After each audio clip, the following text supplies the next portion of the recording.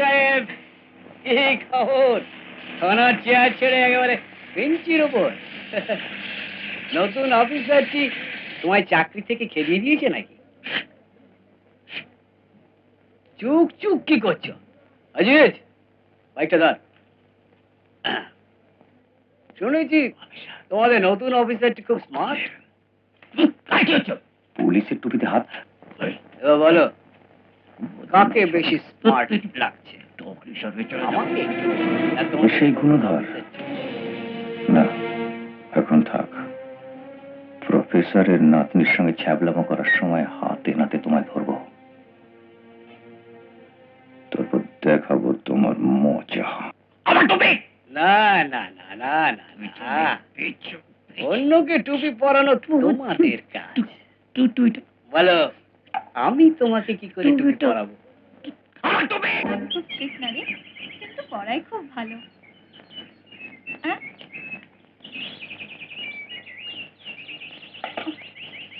আমি বলছি রাস্তা ছাড়ো, বলেছি না একবার রাস্তা ছাড়ো।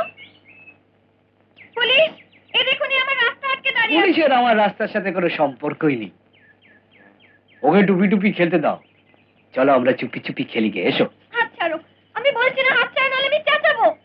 চেঁচিয়ে কোনো লাভ নেই, তাতে তোমার সুরেলা গলা বসে যাবে। আরে হরিদাসপুরে আমার হাত ছাড়াতে কেউ এগোবেই না।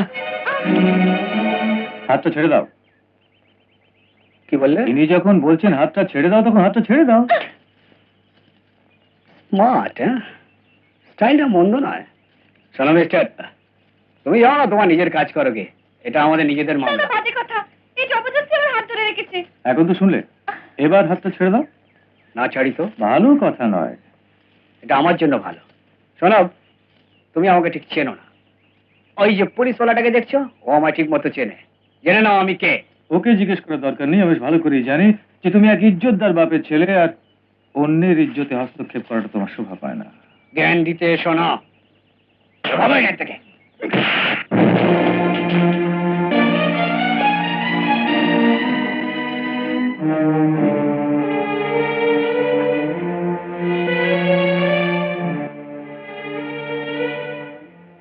তোমরা কলেজ যেতে পারো। আজ থেকে কেউ তোমাদের জ্বালাতন করবে না। Thank you. চল।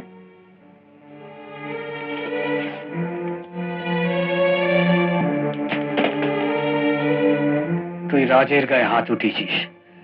এই হরিদাসপুরে তোকে আর জ্যান্ত থাকতে দেবো না। অজিত,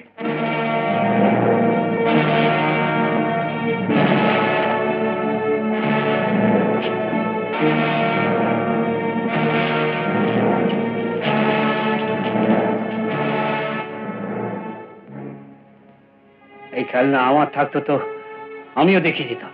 আচ্ছা,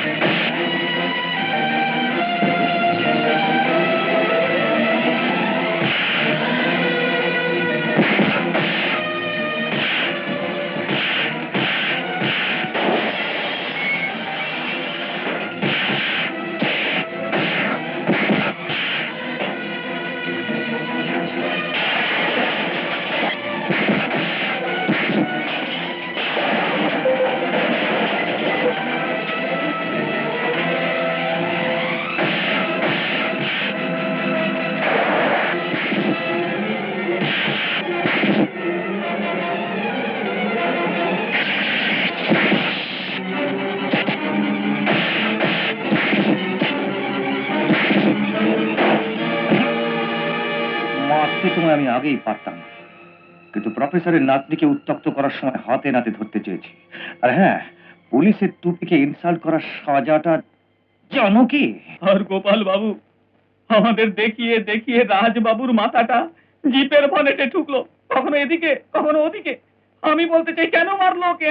ওকে চুরি করেছে, ডাকাতি করেছে? আপনি কোনো মামুলি মানুষ নন, আরে এত বড় ইজ্জতদার লোকের ছেলেকে এমন বেধড়ক ভাবে মারলে কেউ বরদাস্ত করতে পারে?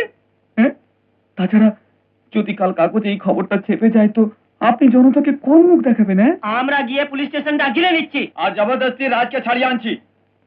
রাজকে ছাড়িয়ে আনার জন্য আমরা রক্তের নদী বইয়ে দেবো। চলো। না, তোমরা কেউ ওখানে যাবে না। ওই পুলিশ অফিসার নিজে রাজকে নিয়ে এখানে আসবে। বিলকুল স্যার, আপনার দাপটটাও তোর জানা প্রয়োজন।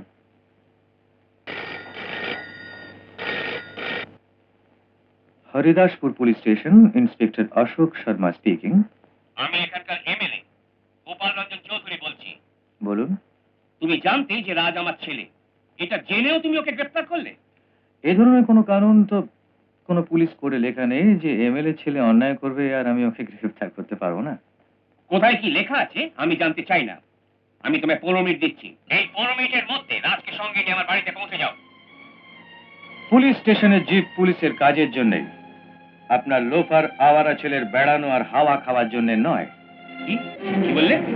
জি, যদি আপনি আপনার ছেলেকে ছাড়াতে চান তো আমি আপনাকে 15 মিনিটের সময় দিচ্ছি। আপনি 15 মিনিটের মধ্যে এসে আপনার ছেলেকে ছাড়িয়ে নিয়ে যান, নইলে আমি ওকে কোর্টে পেশ করে দেব। হ্যালো হ্যালো, লাইন কেটে দিল? এতই হিম্মত? স্যার, ও লাইন কাটেনি, আপনার নাক কেটেছে।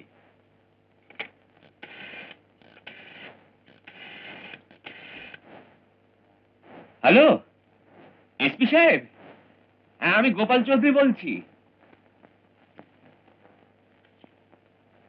পড়েছি। ড্যাডি, ড্যাডি,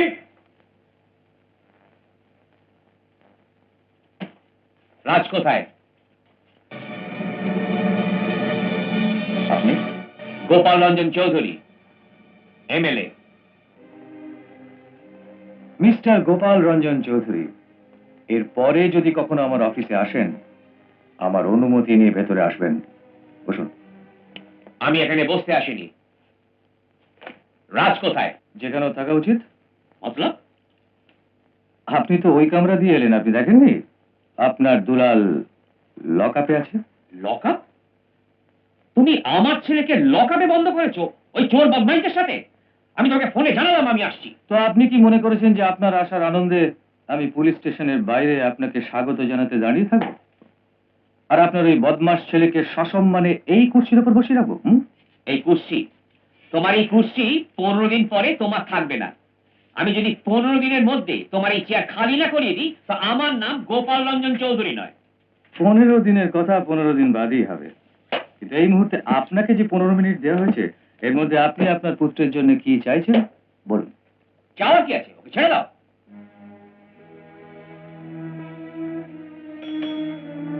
আপনি প্রথমবার নিজে কষ্ট করে এলেন, আপনার মান রাখতে এবার ওকে ছেড়ে দিচ্ছি। Yes sir.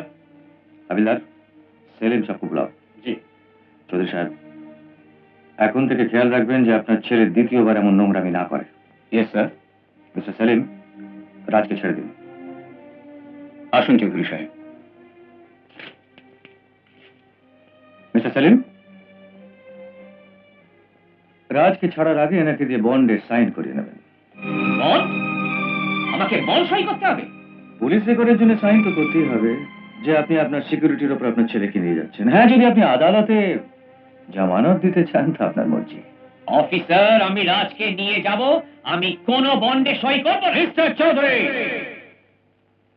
এটা আপনার ড্রয়িং রুম নয়, this is a police station.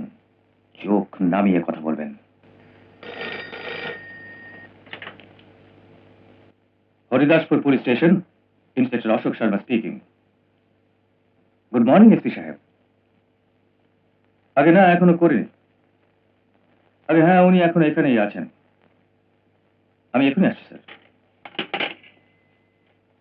Mister Selim, আমি এসপি সাহেবের কাছে যাচ্ছি। অফিসার, তুমি আমার ছেলেকে না ছেড়ে পুলিশ স্টেশনের বাইরে যেতে পারবে না।